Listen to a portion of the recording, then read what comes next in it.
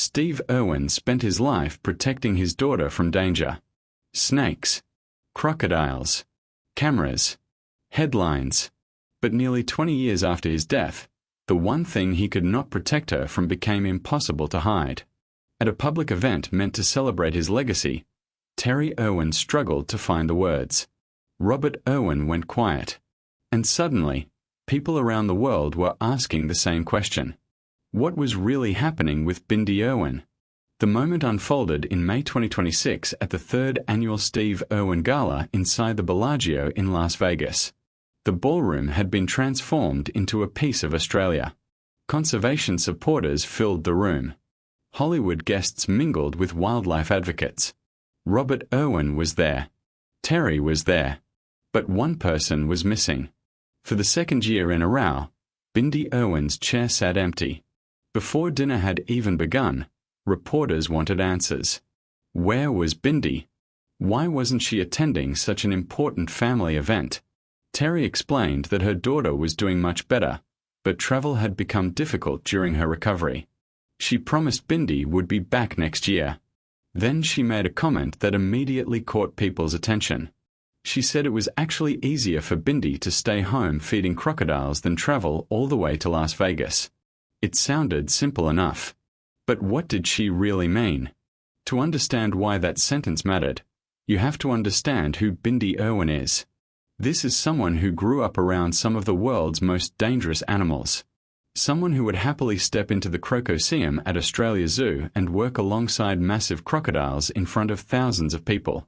Yet crossing the ocean for a gala was simply too much. That raised an obvious question.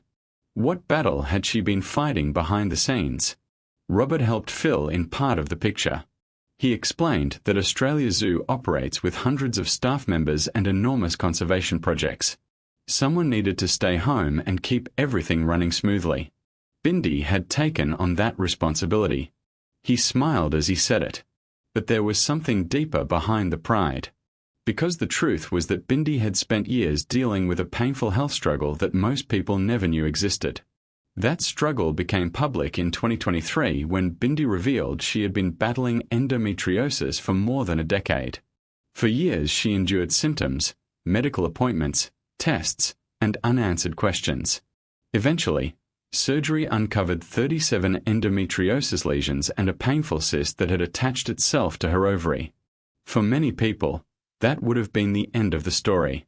But endometriosis rarely works that way. And that's where things took another difficult turn. In 2025, the condition returned. On the very night of the second Steve Irwin Gala, Bindi was supposed to be standing beside her family in Las Vegas. Instead, severe pain changed everything. Robert later revealed that she had tried to push through and attend anyway. But doctors gave her a clear message. Her health had to come first. She flew directly from Las Vegas to New York for emergency surgery. Soon afterward, she shared an update from her hospital bed. Doctors had removed her appendix, excised 14 new endometriosis lesions, and repaired a hernia connected to the birth of her daughter. When everything was added together, the numbers were staggering. More than 50 endometriosis lesions had been removed across multiple procedures. Recovery was long. Recovery was painful. But eventually, something remarkable happened. By August 2025, Bindi shared that she could finally live her daily life without feeling constantly overwhelmed by pain. She said she was beginning to recognize herself again. Those words carried enormous weight. After years of suffering, she was finally finding relief. And that was exactly what Terri was trying to protect when she chose to leave her daughter at home during the 2026 gala. But the night wasn't only about health concerns. Another story was unfolding right in front of the cameras. Reporters shifted the conversation to a lighter topic. For months, Robert had been joking about getting his mother onto Dancing with the Stars. When asked whether she would finally do it, Terri delivered the perfect response. She said she would review the petition and get back to everyone in 5 to 7 business days. The crowd burst into laughter. Robert had been campaigning for the idea for months. He argued that both he and Bindi had discovered hidden dancing talent on the show. Therefore, The dancing genes must have come from their mother. Steve, he joked, was athletic but had absolutely no rhythm. The joke landed perfectly. But then the conversation became surprisingly emotional. Why was Robert so determined to see his mother take the stage? The answer stretched back to his own experience on Dancing with the Stars. During dedication night in 2025, Robert chose to honor Terri. Fighting back tears, he spoke about losing his father at just 2 years old. As he grew older, he began to understand the enormous burden Terri had carried. She had raised 2 children while preserving Steve's conservation mission and keeping his memory alive. His performance ended with Terri joining him on the dance floor. The emotional moment left judges in tears. But perhaps the most moving part came afterward. Terri admitted that after Steve's death, smiling had been difficult for a very long time. She told producers that her children were the reason she found the strength to keep going. It was a powerful reminder that behind the public image of the Irwins was a family still learning how to live with loss. Weeks later, another unforgettable moment arrived. Robert was assigned a routine inspired by Bindi's winning performance from her own season a decade earlier. The connection carried enormous emotional weight. At the end of the dance, Bindi walked onto the floor and embraced her brother. Images of Steve appeared around them. Robert dropped to his knees, overwhelmed with emotion. The judges awarded a perfect score. The audience erupted. But what nobody knew was that an even bigger challenge still lay ahead. By the finale, Robert was physically exhausted. Weeks of rehearsals had left him with a painful rib injury. Even breathing hurt. Some lifts had to be removed from routines because they were simply too dangerous to continue. Yet he kept pushing forward. When the final results were announced, Robert Irwin became the youngest male winner in the show's history. More than 9 million viewers watched the finale.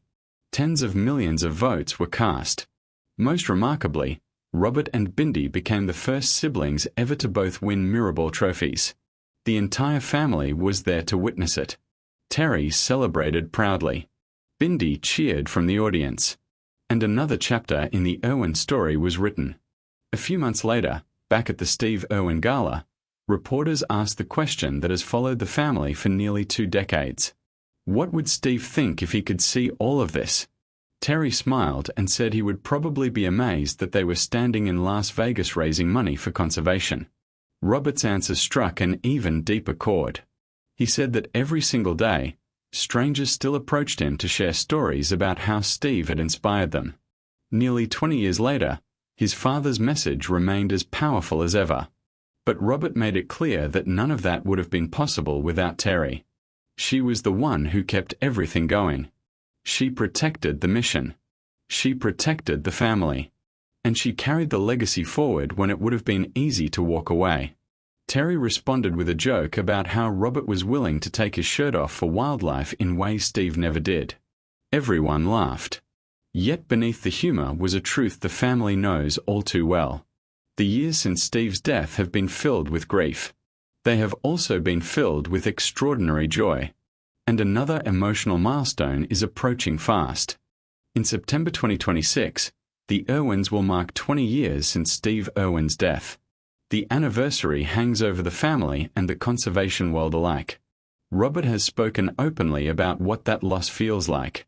He once explained that Bindi's grief is different from his own because she had more time with their father. For her, the loss feels like a sharp wound. For him, it can feel like a blanket that never completely lifts. He also shared a remarkable story from a crocodile research expedition. During the trip, he captured a massive crocodile only to discover it had been tagged years earlier by Steve himself. To Robert, it felt like a sign. A reminder that his father was still somehow present in the work they continue every day. Today, Bindi is recovering at home. Terri continues protecting both her family and Steve's legacy. Robert carries the conservation mission into a new generation. And young Grace Warrior is growing up surrounded by the same passion that made Steve Irwin a global icon. The crocodile hunter may be gone, but his influence remains everywhere. In the Crocoseum, in the conservation projects, in the family he left behind.